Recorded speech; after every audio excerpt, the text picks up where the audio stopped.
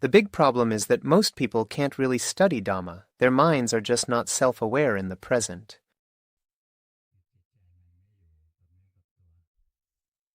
They're distracted all the time. One moment they're immersed in watching, then they're listening, then they get lost in thought. When the mind keeps getting caught up with things outside, it just keeps getting interested in whatever it happens to see, you know. When you listen, you get caught up in the sounds that you hear. Or you get absorbed in whatever catches your interest, or in the thoughts that your mind becomes aware of. Whenever it gets interested in things outside, when you're not interested in sights, sounds, smells, tastes, or experiencing touch, then you get caught up in the stories you think about inside, so you aren't really aware of the body or the mind. The mind, or consciousness, can only be aware of one thing at a time. When we are involved in thought,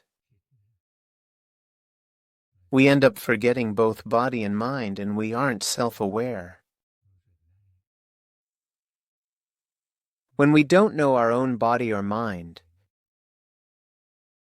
we won't see the true nature of our body and mind. Be aware of your body and your mind at all times. Do not let your mind drift off, wander, or forget about yourself. Only then will we be able to see the true nature of our body and mind. For example, when we're sitting like this, sitting on the floor, sitting cross-legged, meditating, or whatever it is,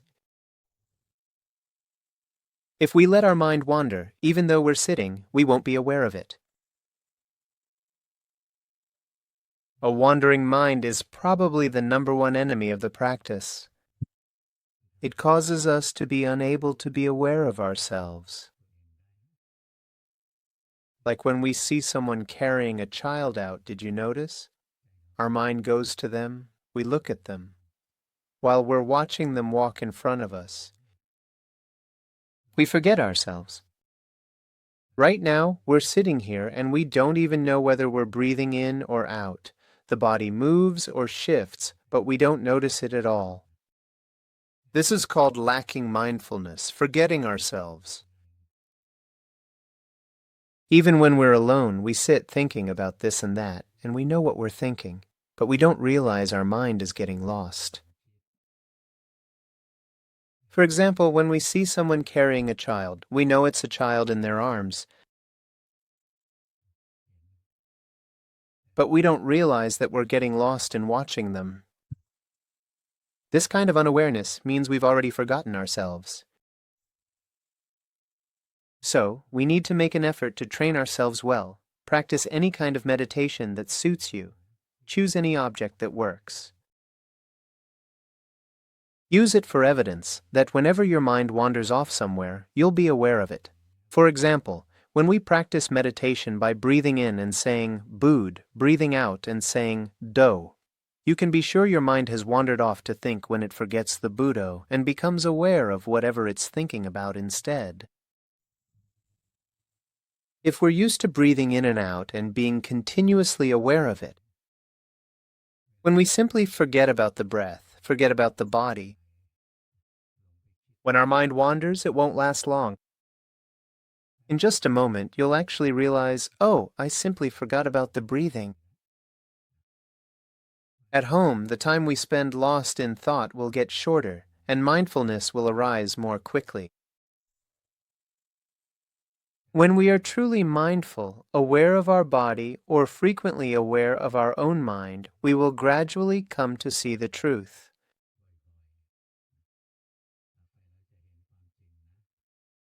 The body is impermanent. Sometimes it breathes out, sometimes it breathes in, sometimes it moves, sometimes it stays still, sometimes it stands, sometimes it walks, sometimes it sits, sometimes it lies down. You should be able to see that this body is impermanent. Why is it impermanent? Because it is constantly oppressed by suffering, just sitting still. If you sit for a long time, you get sore, so you have to move your body. This is the suffering of the body. It's impermanent, and the reason it's impermanent is because it's constantly under stress to dissolve. If you keep observing, you'll realize that you really can't control anything about your body. You can't just tell it not to feel sore. You can't stop yourself from feeling sleepy. You can't stop yourself from feeling hungry. You can't stop yourself from having a headache or needing to pee. These things can't be controlled. This is how we come to realize that the body is something we cannot control. This is what it means to see anatta, non-self. Otherwise, when we feel ourselves in the body, seeing the body breathing out, breathing in, standing, walking, sitting, lying down, moving, or being still, oh, it's impermanent. Breathing out is impermanent. Breathing in is impermanent. Standing is impermanent. Walking is impermanent. Sitting and lying down are impermanent. Moving is impermanent. And being still is also impermanent. Why does it have to keep changing? It can't stay still because it's constantly being oppressed.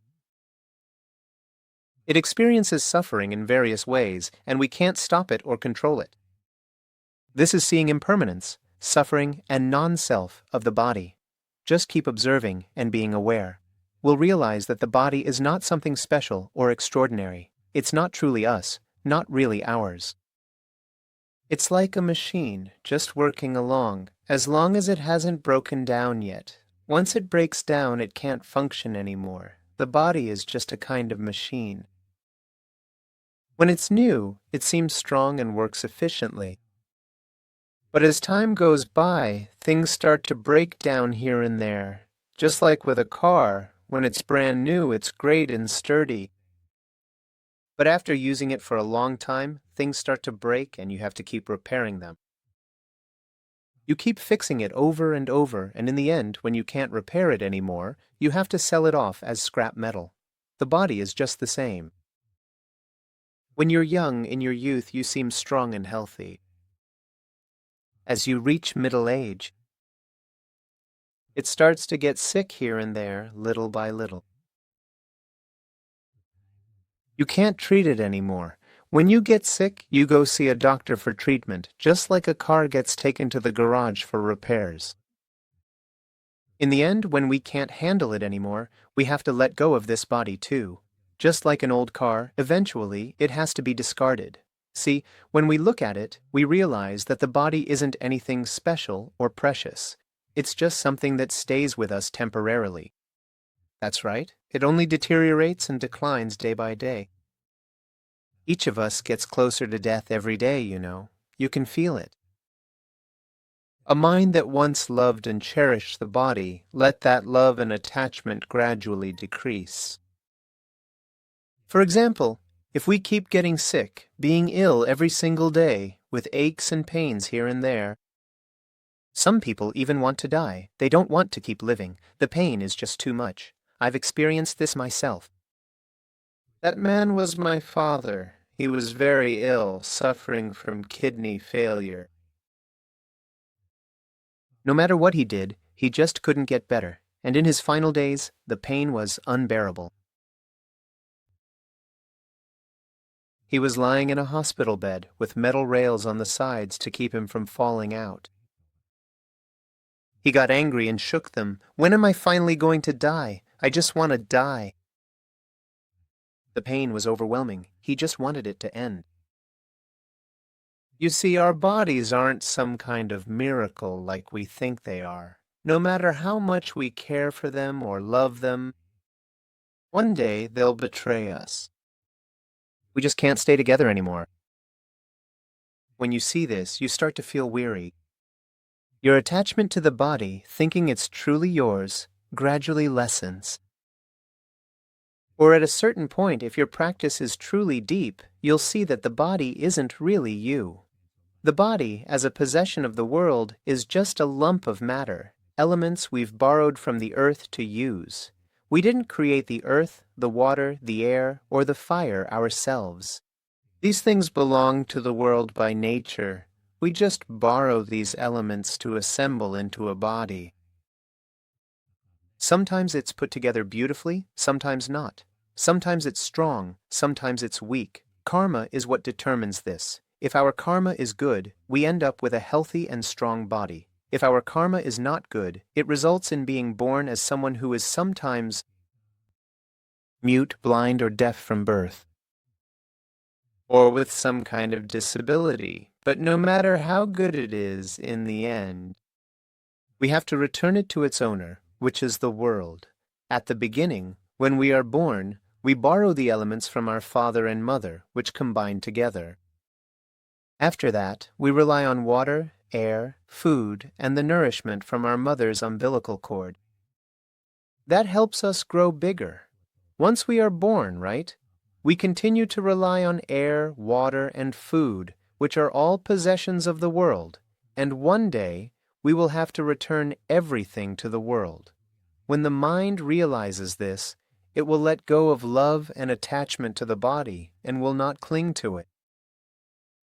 If the mind sees the impermanence of the body at first, it will realize that it is not truly us. In the end, it will see that it is the source of suffering, and it must always be returned to the world. It is neither lovable nor worth clinging to, and it loses all credibility. When we no longer cling to the body, whatever happens to it from then on, our mind will not be shaken. For example, when we grow old, our mind remains unshaken because aging is normal and natural. Our body can feel pain and get sick, but we are not shaken by it. We recognize that it is natural. Even when the body is about to die, we are not shaken. We feel that it is natural. If you don't see it as natural, that's not seeing Dhamma. Dhamma is not something unnatural. Dhamma is simply what is natural. We can't accept what is natural. We want things to be unnatural. We want to grow old without getting sick or dying. This desire goes against nature. We want what is unnatural, so we'll never get what we want. Inevitably, we will suffer. The body does not endure. We must let it go. Our mind is the same way. Our eyes see, our ears hear, our nose smells, our tongue tastes, and our body feels touch. Our mind becomes attached, and then changes occur. Sometimes happiness arises, sometimes suffering, sometimes goodness arises, sometimes unwholesomeness. For example, when we see something, someone walks by, and we remember this person is our enemy. Maybe they stole our ex or something like that. As soon as we see them, our mind changes and anger arises. We hate them and think, if only they were dead, that would be great. See, our eyes see a form and our mind changes. When we walk by and see a beautiful flower, our mind feels pleased. Our eyes see it, and there is happiness. But in our hearts, craving arises. We want it. This plant is beautiful. This flower is beautiful. I want to take it home with me, something like that. You have brought a lot of flies here with you today. Keep observing the constant contact with objects. Through eyes, ears, nose, tongue, body, and mind, changes arise.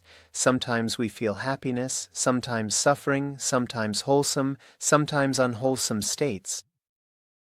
And as we think, sometimes we feel happy about certain things, sometimes we feel troubled.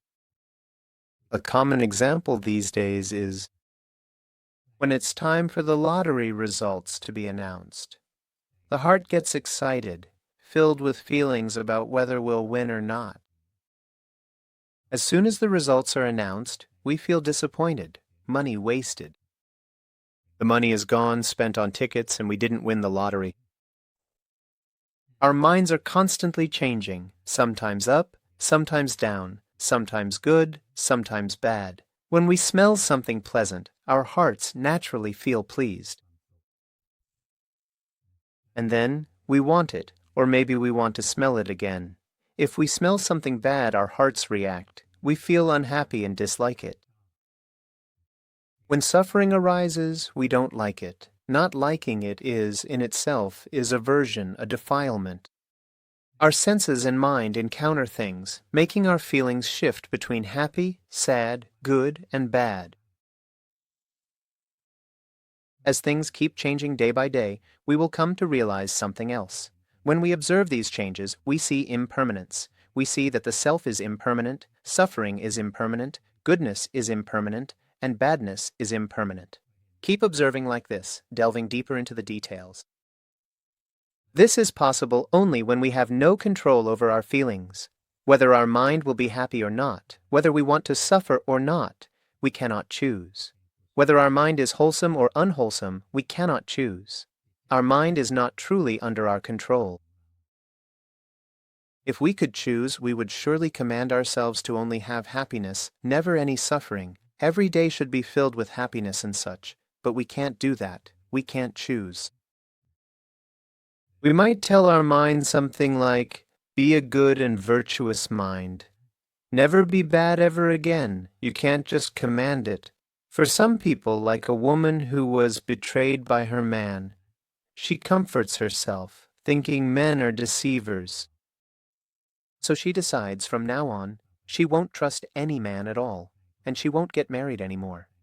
Even if her life is filled with suffering, she resolves not to love anyone again, but before long, she falls in love again. You can't control it, because the mind itself is anatta. It's not under your control. It's not steady, and it's just a mental state. You can't order it to obey.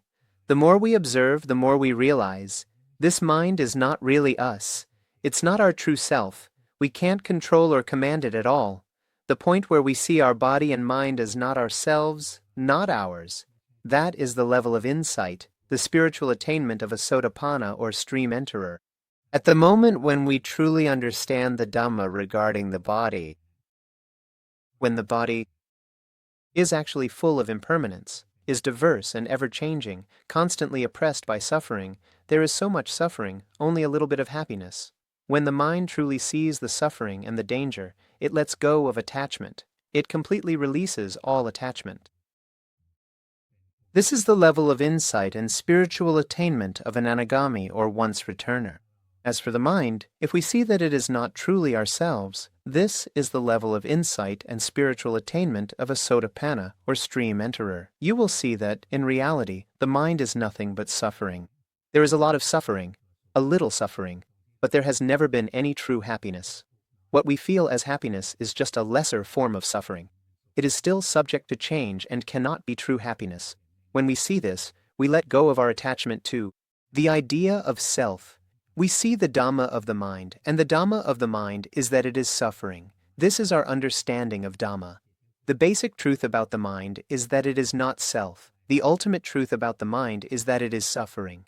Once we see it as suffering, the mind will let go. It will no longer cling to the mind. That is the mental and spiritual attainment of an arahant, a fully enlightened one. An arahant does not cling to the mind, and when there is no clinging to the mind, there is no clinging to the body, or anything the mind is aware of. There is no attachment to anything. When there is nothing to cling to or hold, there is freedom. If you're holding something, your hand isn't free. But if your hand doesn't have to hold anything, then your hand is free. It's the same with the mind. If the mind clings to something, there will be burdens and suffering. But if you glimpse the Dhamma, you become certain this body is the source of suffering. When you realize this, you let go. You don't cling anymore. You let go. It's like being free. People in the world dream of freedom. They long for liberty, but it's just a dream. It doesn't really exist.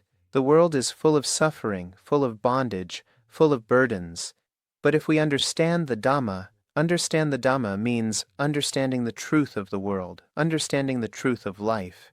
If we understand the truth of the body and mind, we can understand illness and life. If we learn until we truly understand the reality of body and mind,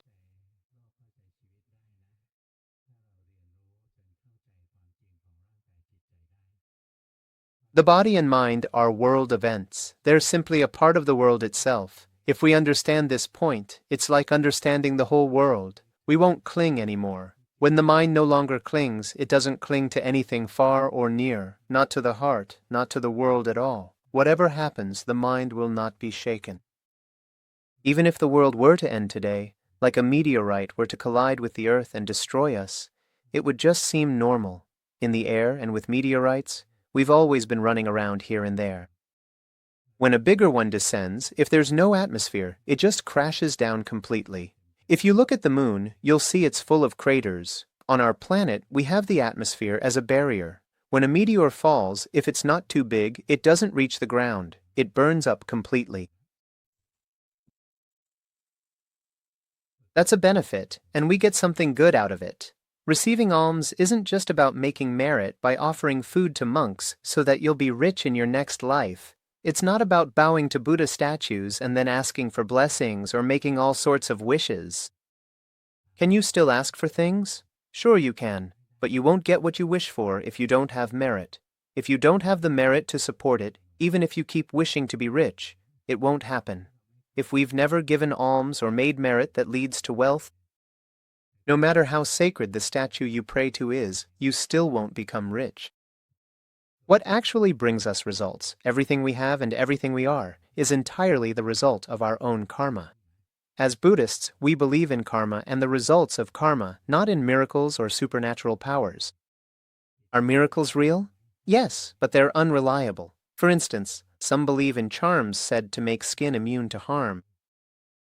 But those charms can expire at any time. Supernatural things are uncertain. Only Dhamma is reliable. If we are full of defilements and cravings, our minds will inevitably suffer. This is certain.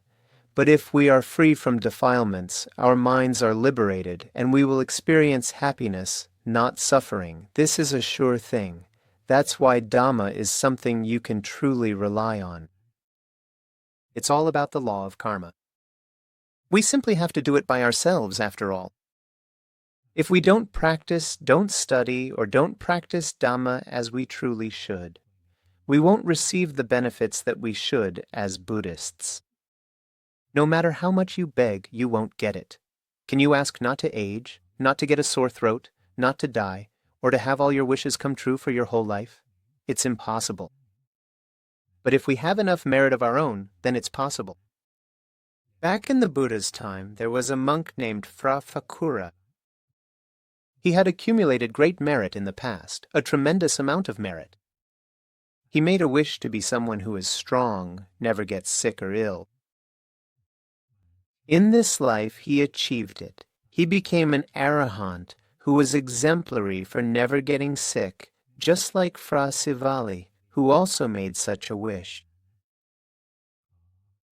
Never to be poor, never destitute, always having enough to eat and use, things like that. Then he made his own merit. So, when it came to the time of this Buddha, he became the foremost disciple in terms of luck and fortune. He had made his own merit, so he had luck and fortune. If we haven't done the same, and we try to ask for luck or wealth from Fra Sivali, it won't work. It's impossible. The law of karma is important. The law of karma is supreme, and no one can overturn it. Therefore, whenever you have the chance to do good, make sure you do it. If you have the opportunity to do something bad, don't do it. Doing good requires effort, so you must strive to do it. And what you gain from this is happiness. This is the law of karma. The law of karma is a part of Dhamma, the teachings of Buddhism. It's all about cause and effect. If you create good causes, you will get good results. If you create bad causes, you will get bad results. Ultimately, the highest outcome is the arising of wisdom. Wisdom means seeing and understanding the Dhamma clearly, truly comprehending the Dhamma and reality. This truth has never changed. No matter how many Buddhas have come to teach, it is always the same truth, the ultimate truth about the Noble Truths. Have you ever heard of the Noble Truths? That is the truth at the level of the Noble Ones. So we have to keep moving forward, First, be determined to uphold the precepts. As for meditation, we all can practice it. Any choice of meditation is fine. Then, whoever can keep aware of their own body and mind continuously and become skilled in our practice will see reality as it is. We will be able to develop wisdom. If our perception matures and our mind is ready, we can reach freedom and liberation, and suffering will not affect us. That's all for today.